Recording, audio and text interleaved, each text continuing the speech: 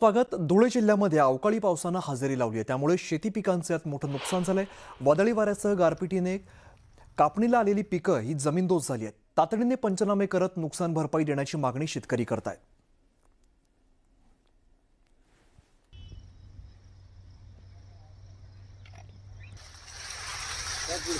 तर अवकाळी पाऊस मोठ्या प्रमाणात झालाय, त्यामुळे पिकांचं मोठं नुकसान झालंय. उभं पीक आडवं झालंय, त्यामुळे शेतकरी मोठ्या आर्थिक अडचणीत सापडलाय. याचे पंचनामे व्हावेत आणि याचा मोबदला मिळावा अशी मागणी शेतकऱ्यांकडून केली जाते.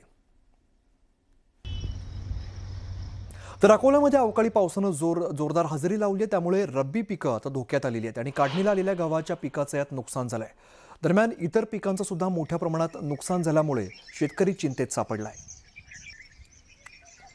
तर रब्बी पिकांचं मोठ्या प्रमाणात यात नुकसान झालेलं आहे, त्यामुळे शेतकरी आर्थिक संकटात सापडलाय. अगदी ज्याचं उत्पन्न येणार होतं त्याचंच नुकसान झाल्यामुळे इथून पुढे काय करायचं असा मोठा प्रश्न शेतकऱ्यांसमोर उभा आहे. अकोल्यामधली आपण काही दृश्य बघतोय.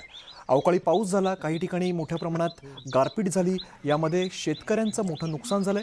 रब्बी पिकांचं यात मोठं नुकसान झालंय, त्यामुळे शेतकरी आर्थिक अडचणीत सापडलाय.